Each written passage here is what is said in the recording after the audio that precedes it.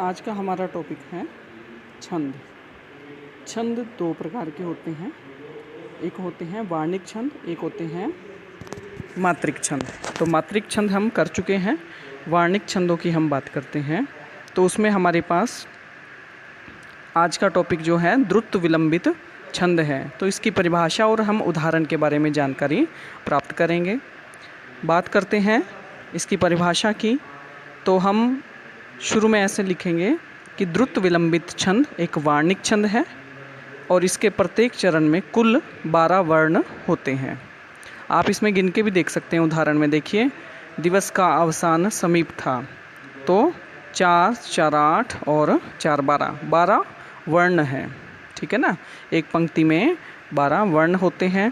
तथा ये जो वर्ण है ना, इनके साथ हमें मात्राओं की भी गणना है वो करनी होती है। जैसे इसमें एक नगण, 2 भगण और 1 सगण है वो होते हैं। ठीक है, अब ये गण क्या होते हैं? गण जैसे 3 मात्राओं का जो समूह होता है उसे हम साधारण भाषा में गण कह सकते हैं। ठीक है, तो इसमें यहाँ पे हमें मात्राएं भी लगानी है। जैसे था पे आ की मात्रा है तो यहाँ पे गुरु मात्रा लगेगी, प पे लघु मात्रा लगेगी और मी पे गुरु मात्रा लगेगी। तो इस तरह से ये सगण बन जाता है। गुरु लघु गुरु का जो संयोग होता है, 3 मात्राओं का जो समूह होता है वो गण कहलाता है, और जहाँ पर गुरु लघु गुरु होता है वो सगण कहलाता है। ठीक है, और इसी तरह से अगर नगण की बात करें, नगन में क्या होता है कि तीनों जो मात्राएं हैं वो लघु लघु लघु होती हैं। तो शुरू से देखिए, दिवस में लघु मात्रा, व पे भी लघु और स पे भी लघु, यानी कि ये नगण है। इसके बाद देखो, का पे गुरु मात्रा, ए पे लघु और व पे भी लघु, यानी कि जहाँ पर एक गुरु और 2 लघु लघु मात्राएं हो तो वो भगण कहलाता है।